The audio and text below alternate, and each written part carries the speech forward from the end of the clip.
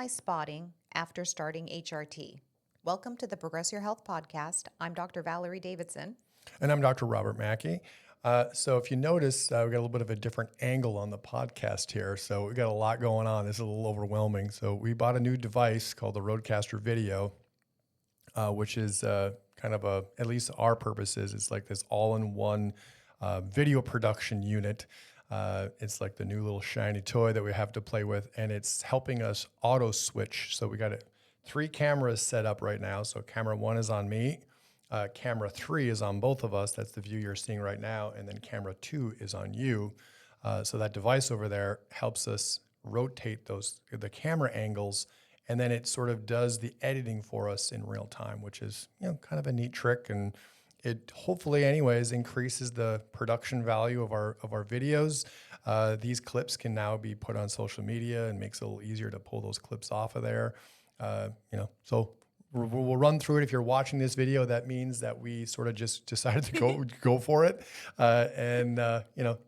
If you hate it, let us know in the comments. If it's not bad, let us know in the comments. Either way, we won't take it personal.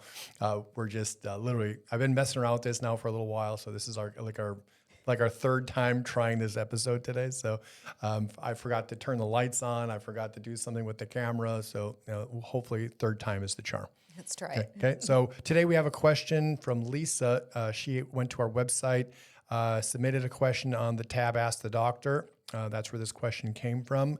Of course, we change everybody's name. So why don't you go ahead and read Lisa's question. Okay, so question. I was prescribed Bi-Est 50-50 ratio cream, 2 clicks twice a day, morning and evening, along with testosterone, 2 clicks in the morning, and oral progesterone, 100 milligrams every night. I started June 18th, the 2 clicks of estrogen in the morning, first 1 click for a few days, and then worked up to 2 clicks. I started spotting and having night sweats. I haven't had a period for at least 4 years and haven't had night sweats for 2 years. I then did 2 clicks of estrogen twice a day for a couple of days and woke up with a light period. July 5th, I started 1 click of estrogen, and yesterday I did have 1 click of estrogen in the morning and 1 in the evening. I'm 55 years old. My testosterone blood level is 0.7, progesterone is 0.5, estradiol is 17. Is this common to have spotting or night sweats after starting HRT? Would you recommend going higher, lower on the Bi-Est cream or progesterone? Thank you so much. I appreciate you both. Lisa. Well, certainly when you're just getting started, that's not ideal, right? To sort of get a worsening symptom picture, certainly the bleeding is not what we're shooting for. I mean, we try, fairly hard not to have any bleeding ever. But if it's going to happen in the beginning is probably the best time for it. So what would you say about Lisa's situation? How do you break it down? Well, there's a few things, and we can kind of break it down a little bit, and we'll kind of chunk it together a bit. But she's on a Bi-Est, which is a combination of estriol, E3, and estradiol, E2. And when she says clicks, that's probably a toppy click. It's like this little fancy container that you take the lid off. I should bring one and show it off on and show how it works. We got a lot of them at home. A ton of them at home, in the office. But yeah, you take the lid off, you click, and then this cream comes out, so it makes it really easy to apply it. So 2 clicks is a half a gram. She's on a 50-50 ratio of Bi-Est. That means 50% in her little cream is estradiol and 50% is estriol. So now she doesn't say what dose she's on, and I know a lot of people don't. So I encourage you, when you write in your questions, I love that she's so thorough. If you could just write whatever you see on your little toppy click container, I'll be able to figure out the dose. Because there could be a dose issue, probably not, because her blood level is so low at at 17 for the estradiol. But what I'm thinking is her endometrial lining, or the lining of her uterus, the inside lining of her uterus, is probably really sensitive to estrogen, and that's probably causing a little thickening of the uterine lining, so she's having the spotting, but the hormone itself probably isn't high enough systemically to help with, some other symptoms like the hot flashes. Yeah. Now, usually the general rule of thumb is when you're starting HRT and you're having an increase or exacerbation of your hot flashes or night sweats, you want to increase the dosage. But now she's having some spotting right now, so you can't really do that quite yet. Now, you're right. We had went through this a couple of times, and she did bounce around her dose a little bit, which is also probably not, as you're just your body's getting used to those hormones being reintroduced. it's probably not the best. You probably want to keep it at a certain amount for a period of time, make sure the bleeding stops, resume it, and then you see how long you can go until the bleeding comes back again, if it comes back again. Yeah, because that is one thing that you'll notice is when someone's doing a static dose, the general idea is you want to do the same exact dose every single day. You don't want to deviate from that. And I have found when women, like, let's say they go on vacation and they forgot their hormones at home, at home. So they go from having the hormones to not, they'll have some spotting. When people change their dose, when they up the dose or lower the dose, that can cause a little bit of whatever lining might be accumulated to shed off. So moving the dose around that might even be stimulating the lining of the uterus to have that. But I do feel like, like when we had read this before, that her uterine lining, Lisa's, probably is just really sensitive to that estradiol, and that's because estradiol, there's lots of receptors in the uterine lining for estradiol, not so much for estriol, so it's not really so much about the E3 or the estriol in her Bi-Est, it's the estradiol. So that estradiol is probably stimulating that lining to become a little too thick, and that's why she's getting an actual true period. Yeah, that's why with her having some right out of gate spotting and bleeding, it would really be nice to know what her actually starting dose is. Like how many milligrams? It's 50-50, so it's half estriol, half estradiol. It'd be really nice to know how much that is, because most of the time, at least when we're starting a woman on hormones, for the first time, it's going to be usually either an 80-20 or even a 90-10.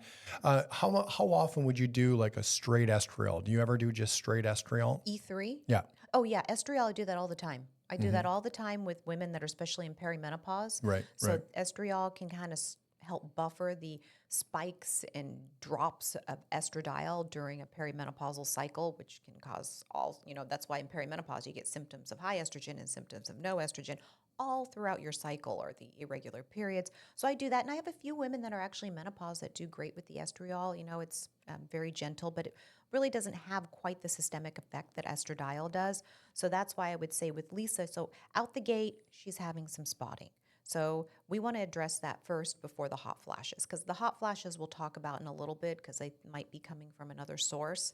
But we want to address that spotting. And I always say, like, hey, what's going on in that uterus? Let's go get a transvaginal ultrasound. They're super easy. You just write them a little script for it. They go down to the radiology department, and then we can find out if her lining of the uterus is thick. Maybe she has some fibroids. A lot of us have fibroids, and we don't even know we have fibroids until they start to get a little activated. So her fibroids might be activated. She could have polyps. She could have a cyst. Just kind of see what's going on, And you really wouldn't think that would happen as much with her estradiol level only being 17, but she's having some spotting, right? She's not spotting randomly. She hasn't had a period in 4 years. She started hormones, and then shortly thereafter, the spotting and the bleeding started. So that's why the numbers sometimes don't really tell you a lot, because I would assume just from doing these questions quite often that her dose is probably not that high. Because the estradiol is 17. For a few it's pretty reasons. low. One, the trend is we just see these relatively low doses just in general, which starting out, you have to start low anyways. Speaking of that, just to give people sort of a generalized idea, not in Lisa's case, but just in general, if you're going to start a woman just like this, 55, hasn't had a period for 4 years, what would be a kind of an average starting dose that you would start somebody on? Well, see, that's the thing. Everybody is so different. I definitely wouldn't probably do a 50-50 ratio Right. unless somebody was transitioning off the patch, off of birth control pills, or maybe perhaps they had surgical menopause and they removed their ovaries. So they went from having hormones to nothing. So usually I start off with an 80-20 because the estradiol can be a little bit stimulating. But honestly, depending on, because obviously her estradiol level is at 17, and we'll talk a little bit about that and what some good levels are about estradiol, what we like for the static dosing. But the dose is probably low because 17 is low on a blood test. But normally I would say, you can start anywhere off between 1.25 milligrams of an 80-20 Bi-Est, even up to 5 milligrams. I don't go too much higher than that when we're initially starting, because Right. I'd rather do lower and work your way up rather than doing too much and backing your way down. Yeah, I've learned that from you over the years, that it's always better to start low and then just kind of gradually titrate, because you're trying to guard against this exact situation, right? By starting low, you can almost assume that you're not going to get any bleeding by starting low enough to give some symptom relief, the night sweats, but it sounds like her night sweats got worse from starting the cream. That's why I said earlier that if you start the cream and your hot flashes or night sweats gets worse, usually that means you want to increase the dosage. It's not doesn't mean you want to back off, because your body is, a woman's body is soaking up that estrogen very quickly, so it just wants more of it. Yeah. Right. So you usually raise the dose, but with her, bleeding in the short term like that, you really can't raise the dose yet. No, no. So I would say, and with the hot flash, I'm not even sure that's coming from the estrogen. So we'll talk about the progesterone and different things a little bit later. But I would say, yeah, with somebody like Lisa, because that's something that is really important when you're working with your practitioner. You start these hormones and you start bleeding, you start to lose faith in confidence in your practitioner, especially if they don't know how to address it. So that's why we always want to start low and taking that intake of the patient. So regardless of blood work, is taking that intake. When did you have your first period? If they had their first period when they were very young, like 10 to 12, then you know that their body has been really sensitive, or not sensitive, but sensitized to estrogen more years than somebody that maybe had a period at 15 or 16. Mm-hmm. I always ask, when you did get periods, were they heavy? Were they was it like a hemorrhage? Was it really painful? Did you get them A crime often? scene, yeah. Would it last for days? Sure. And if they did say, oh my gosh, I had heavy periods, I'd have sometimes 2 periods in a month, or it'd last like 10 days, then I know that their endometrial lining is really sensitive to that estrogen. And then you even think a little bit about body type, like breast tissue is very sensitive to, it's an estrogen stimulated tissue. So if somebody has, larger breasts, maybe they're a little more curvy, their estrogen sensitive tissues are sensitive to estrogen. So when you give them that estrogen, those tissues are going to, those receptors are going to soak it right up. Mm-hmm. Yeah. So I would always, like, let's say Lisa said, and I will say this is from my own experience too, because I had very heavy periods when I was younger. I had, I've had endometriosis, I've had polyps, I'd have thickened endometrial, hyperproliferation of the endometrial lining. I've had kind of some of those estrogen issues that somebody like this, I would say, okay, we would start a little bit lower, like an 80-20, and work our way up. And one thing, just being a young woman and not knowing that, where are these heavy periods coming from? The doctor wanted to put me on birth control pills, which I did do when I was young, like at 19 or something, it was probably more because my progesterone is low. So somebody, when you get that sort of past history, you take that personal intake, then Lisa would be better with a little higher progesterone, a little starting lower on estrogen, and then working your way into it. Yeah, yeah. Well, I mean, that was very eloquent. It was very well said. Yeah. But that's why the intake is important. You cannot treat every woman exactly the same. Now, what's the counter to that? Now, you said a little bit more, heavier busted, more curvy. What's the opposite of that then? So, when you see that gal, and I'm so jealous of her, and they do exist, these mythical unicorns do exist, where they say, I never had a problem with my period. I just use panty liner.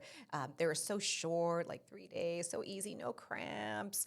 Those gals, they do exist. That they have, more of their endometrial lining isn't quite so sensitive. So somebody like that, not that you necessarily are like, hey, HRT, let's just give them all this estrogen, that they probably wouldn't have that bleeding. I noticed that when I do, and this is totally off subject maybe, but when I do the rhythmic dosing, so your rhythmic dosing is you're recreating that ovarian cycle, is I do find that the women that had the lighter periods, not so heavy, never was a problem, they tend to start off really well with that rhythmic dosing, where somebody that maybe had the heavier periods, they're going to get, I have to sort of readjust that rhythmic dosing. Sure. The rhythmic dosing is great for some, but not necessarily perfect for everybody. You have to be sort of the right candidate. And it takes a little work to get used to. I love the rhythmic dosing myself. I do the rhythmic dosing. That's just something I've been doing right now. With your history too, you would sort of think that would not be a great idea for you, having the history that you've had. But your experience so far has been pretty good. Oh, it's been great. But that's because I do it a little. Even with the rhythmic dosing, it's not cookie cutter. What I'm doing for my rhythmic dosing is different than some patients I'm doing from your patients. So that's the same thing with the static dosing, but that's where a little bit where sort of a gal that might have been estrogen dominant in the past, progesterone insufficient in the past, sometimes the static dosing, you're just trying to figure out this dance between trying to keep that estrogen up to protect their brain, their heart, their bones, their symptoms, the anti-aging, but not having it too high and pushing that gas pedal. So it's like this continuous amount of estrogen all month long. A too high continuous amount. Exactly. So her number, she And says here, her number's number is kinda low. 17. So where do you want that number to be? If somebody's doing a static dose, same estrogen, 24/7, every day is the same dose, is I really want that estradiol level around 40 to 60. I don't want it over 100. I have some women that feel great when it's at 30 and some women that feel great when it's at 80. Yeah. But it also, they're not spotting, or, we're taking in consideration because we want to keep safety first. And then we have all our, our symptoms we're working on, our long-term goals we're working on. But if you're doing a static dose, I really don't like it over 100, just because it just is too much of that continuous. Because you think about nature, right? Nature doesn't make mistakes. In nature, we don't have the same amount of estrogen in our bodies every single day. No. Our estrogen is low when we have a period. Then it comes up and that estradiol level will peak out at day 12 to have that ovulation on day 14, which is when you start your progesterone or your corpus luteum, your ovaries start to produce that progesterone from day 14 to maybe around day 25 to 28 till you get your next period. So you have these ups and downs of the hormones basically cycling, which is, nature. So that's why with the static dosing, you just have to take in consideration it's still bioidentical. It's still, bioidentical hormone, but it's not really replicating nature. No. It's sort of like I wouldn't say the opposite, but it's not. The rhythmic dosing actually is very much aligning with the way Mother Nature intended it. That's why it's fundamentally a completely different approach. Static dosing, all forms of static dosing. Now with a Bi-Est, depending on what her dosing is, again, it's just a 50-50 ratio. She doesn't give us the milligram amount. It'd be hard pressed for her to get a level above 50 probably. That's where, like I said, I wouldn't do a 50-50 with her. I would definitely do it 80-20. And then with the progesterone. So her progesterone is 0.5 for the blood. That's too low for a progesterone level the next day. So oral progesterone, 100 milligrams is like a size medium. That's a good dose. You don't really want to go lower than that when you're doing a static dose of a very common starting dose. Exactly, size medium. So you take that at night, and then she probably went and got her blood work done the next morning. So her blood work for progesterone should be at least around usually 2.5, maybe 1.5 to 2.5, even up to 3 or 4. I don't want it too high because then that means that it's, I don't want to say the word bleeding over, but you had said it really nicely before. Spilling over? Yes, spilling over, because you want that progesterone to be mostly out of your system in the morning. Otherwise, it can make you groggy. So, but in her case, though, you'd want her number to be a little higher. Yeah, we want that to be like 2.5. Now, if it was 12.5, then that's just too much progesterone, or it's bleeding, or it's spilling over to the next morning. So now we've done some other episodes about testing, blood testing timing, right? I don't know exactly what episode, but we've done them fairly recently. So in this case, assuming she's taking progesterone at night, 8, 9 o'clock, maybe 10 o'clock, she goes to the lab the following morning, right? Roughly a little bit shy of 24 hours, and now her blood level is only at 0.5. So if she wasn't taking any progesterone at all, it would be 0.5. Right? Menopausal woman. That's how you, as a little trick, that's how you know if a woman, not that you have to check on your patients, right? But that's how you know that if she's taking her oral progesterone or not. The cream progesterone won't raise that number very much. No. But the oral progesterone, like you said, you want it to be 2 to 4, somewhere in that range, the following morning after they've taken it the night before. So 0.5, I mean, that's sort of and I wouldn't say explanatory, because you wouldn't expect with her estradiol level being 17 that would cause any bleeding either. No. Right? How is that even possible? You'd expect her blood level to be much, much higher than that to stimulate that uterine lining. Yeah, so it's probably a balance of that estrogen and progesterone, and her uterine lining probably is really sensitive to estradiol. But I would say definitely that progesterone at 0.5 is too low. So she had mentioned she's getting night sweats. Now, she's not getting hot flashes during the day. She's getting night sweats. Okay. So that's where I was thinking it might not even be an estrogen issue. It might be more of a cortisol issue, because cortisol is supposed to be down, all night while we're sleeping. It might be starting to raise up, and that could be causing night sweats. Like a lot of women that are still cycling, they'll say, I'm getting these night sweats. What's going on? Am I going into the menopause? And I'm like, no, it's really coming from your adrenal glands, because your cortisol is surging inappropriately, creating these night sweats. So that's one way you can sort of differentiate between menopause and more adrenal night sweats or cortisol-driven night sweats. Now, some women, I do give them a little extra estrogen at night just to account if they're having some hot flashes just due to that. That could be the case. But I definitely think if we raised up, let's say by chance, so this isn't medical advice or this is education only, but let's say someone like Lisa raised up her progesterone, because progesterone, oral progesterone, is really good at modulating the GABA receptors. And then GABA makes us feel good and it helps you sleep well, which helps keep that cortisol down. That right there, by raising her progesterone, might even just make those night sweats go away. Sure. So you get almost like a 2-for-1 benefit. It takes care of the night sweats and it protects her lining, Protects the uterine lining. and then the bleeding stops moving forward. And then when she has some stability and some absence of spotting or bleeding, then she can sort of gradually, but obviously right off the bat, you're going to have to go really slow with her estrogen dosing, because she's going to be, from here on out, more than likely she's going to be pretty sensitive. So the progesterone dosing, we said this on the last time we recorded it. We had to start it over, but so she's at 100 milligrams of progesterone. You said very common starting. What dose would you go up to? 150, 125, or what would you do with her dosing? I would say if she's got a lot of the hundreds hanging around, just double it. You go ahead and take 2 of them. If she felt groggy the next morning, we'd know that it was, like you said, spilling over. And it's because if the progesterone's too high in the morning, or let's say you took it too late, it can stay up and then you just feel tired the next morning. So if she felt groggy, then we'd say, 200 is probably a little too high. We could back it down to 150. But for sure, I would definitely bring up that progesterone to try to get the spotting, to resolve. Transvaginal ultrasound, like I said, is easy. Let's just find out maybe a fibroid got reactivated. Sure, that can happen, that can happen. So just to kind of get a look there, but I would definitely switch that Bi-Est up a little bit, but raise up that progesterone for sure. Yeah, and I think another little advantage there by just doubling the progesterone, one, she can do it instantaneously. Like she can do Tonight. she can do it like the night of, right? So there doesn't have to be a long wait. And then she gets to know if she can tolerate the 200 milligrams before changing the prescription. So that way you go from 2 capsules a night to 1 capsule. But if the 200 milligram is too much, then you got to change it again anyway. So her doubling it to 2 capsules, 200 milligrams, that's more than likely going to solve the bleeding issue. Hopefully she's able to tolerate that. And then if it's okay, she's been able to take it for a week, 10 days, there's no problems. Then when she comes up for a refill, then you can change the prescription to a 200 milligram. Or if it's too much, she comes back in a week or 10 days and say, I think it's a little bit too much. Then you go to 150 or something. 150, 175. I know a lot of people and a lot of doctors get worried when women start bleeding after the menopause, but it's not uncommon for that uterine lining to just want to sort of clean house once you start the hormones.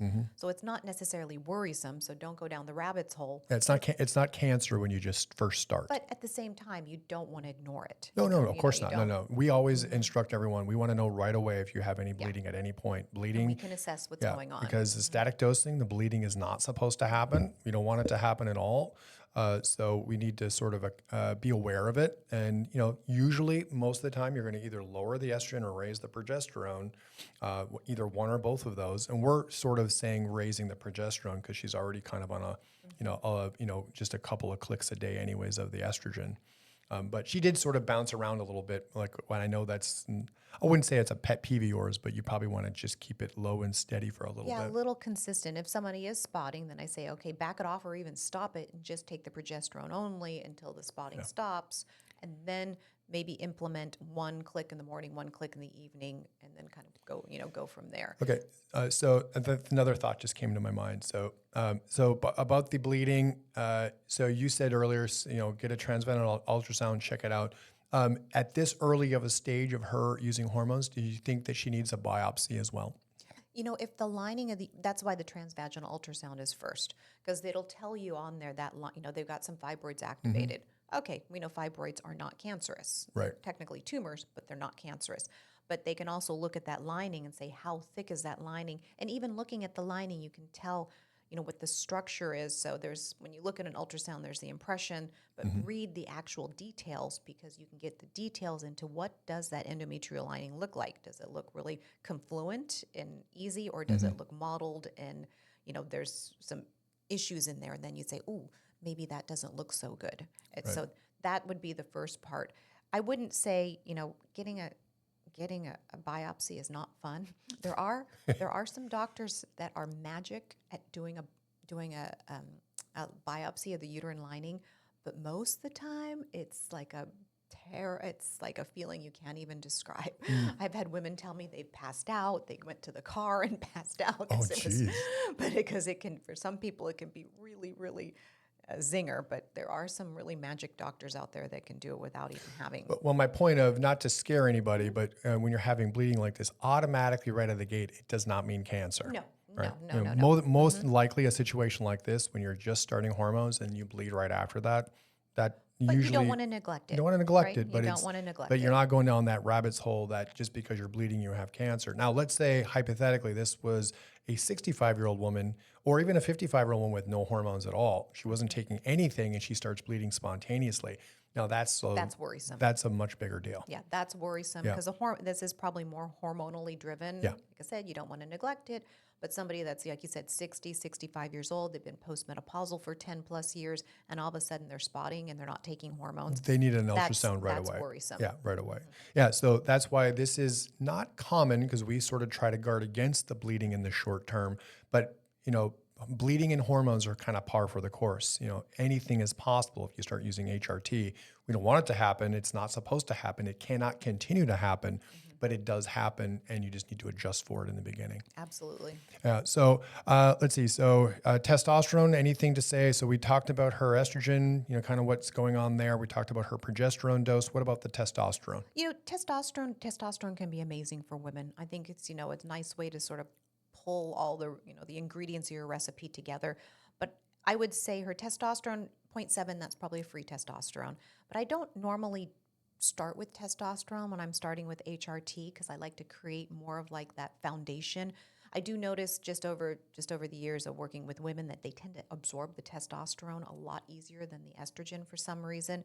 So you don't want to have someone being more androgen driven because that can cause some acne, that can cause some testiness, some irritability, that can cause some hair loss. I usually try to get kind of the like I call it like the cake, like you get the estrogen and progesterone nicely balanced and you've got the cake, and then you can add the frosting and the accoutrements on there. Then you can add like a little DHEA or testosterone or a little of both and kind of, balance that out. But usually I hold off on the testosterone so we don't have too many variables in our mix that could be influencing how she's feeling or how she's reacting. Sure. Do you think testosterone could add to the night sweats at all from an adrenal perspective? It kind of depends on the dose.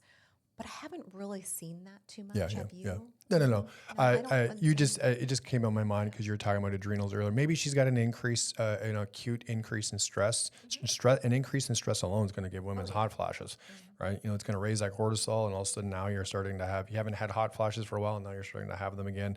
Now in this context, though, she's probably having them more than likely because of the introduction of the estrogen, for the most part. But like I said, if it's happening during the night only, right, nothing during the day, then that cortisol component, certainly has got to be taken into consideration. So, all right. So anything else a couple things to mention. So this episode is going to come out probably towards the end of July, 2025. We are launching a hormone community called the Progress Your Hormones Community. It's going to be launching the early part of August. Right now, tentatively around August 4th. If you're interested, you can go to our website. There is a community, hormone community waiting list.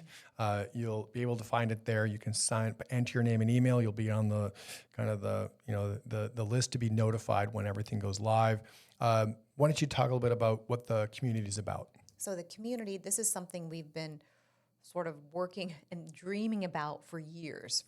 And so in the last couple of years, we finally kind of solidified the plan, and I can't believe it's going to be coming to fruition this soon. But we're going to start off with a small sort of group of women, and we're going to cut off access, and we'll open up access later, but I really want to kind of keep it small so that we can work to kind of grow together. So it's really going to be really quite novel. This isn't like a Facebook group or something like that. It's really where we're going to have webinars, we're going to have live office hours, we're going to have connection, women to women having connection, but we'll be the moderators so we can kind of keep that balanced. Yeah. And it'll just be a place where we can talk about women's hormonal health, women's longevity, our lifespan, how to reverse and even prevent metabolic disease. So it's going to be just a really nice hub of information, but we're starting from the ground up. So it's going to be growing so we're going to continue to grow and evolve with it. But I think it's going to be fantastic. I'm Now, so just excited. to be clear, it is not, we're not going to be giving medical, quote unquote, medical advice. Education only. Because we are licensed doctors, we have to be very cognizant of, HIPAA violations and different things like that. So it is meant to be kind of generalized knowledge and information, educational purposes, all the standard disclaimers, that kind of stuff. But we have some really good ideas on how we can provide lots of value, lots of really relevant information. There's a fire hose of information right now for women in menopause. There's so much information, and I can imagine that it's got to be a little bit overwhelming to kind of decide for yourself what's right, what's wrong, what do I need to pay attention to, what do I don't. That's where we get to curate some of that and deliver it to everyone that's in the group. So if you are interested, join the wait list. It should be in the description down below of this episode. Because it is coming up very quickly, and hope to see you on the inside. It's like I said, it's been a little bit of a labor. It's been a thought and a fantasy and a dream. It's like, is this ever going to happen? And now all of a sudden, here it is. It's like 2.5 weeks away, and it's like, oh God, now it's getting a little nerve wracking. Exciting, but nerve wracking at the same time because it's it's something new that you and I haven't really done anything quite like that before. Yeah, and it's all about hormones. So not just HRT, which we would definitely go into HRT, but with perimenopause, I get so many women, we're all so unique. Yeah. And, that's why we'll probably get into a lot of the genetics on why some women do well on hormones. And some women say, I feel like garbage on my hormones. Sure. Some women say, I feel like garbage in the luteal phase of my cycle, but I feel amazing on my period. There's so many different reasons for that. So we'll be able to sort of unravel and talk to women, I don't want to say on an individual base, but it's going to kind of be like that as opposed to, you see, which is, cookie cutter hormone replacement therapy. And a lot of women don't respond to that. No. There's so many lifestyle and supplement things you can do. There's so many different types of testing, the gut microbiome, the oral microbiome, the vaginal microbiome. There's so many aspects that can come together for female health. GLPs and the other peptides. peptides, those are kind of becoming certainly the GLPs, GLP-1 medications, the number one selling drug in the history of the world. But all the other peptides that people are starting to learn about, I don't think people even realize that those GLPs are peptide hormones, and there's a whole bunch of other ones. I think I heard the other day there's like 7,000 different peptides that they're aware of. Yeah. that they've been identified or something like incredible. that. It's and which of those can be utilized? I know there's some good for the skin. There's some for the hair. There's there's some for weight. Besides the GLPs. So like I said, there's a lot of really we got a lot of. We're not going to overload everybody with too much information right off the bat. That's why that Strip first it out group. so it's not so what is stimulating, Yeah, right? yeah, yeah. Hyper stimulating. That's why that founders group, that first group of people is going to help us, because you and I, as the doctors, sort of know what they should know, or sort of what we want them to know, but we want to know what they want to know, and then we can sort of deliver that. So it's really a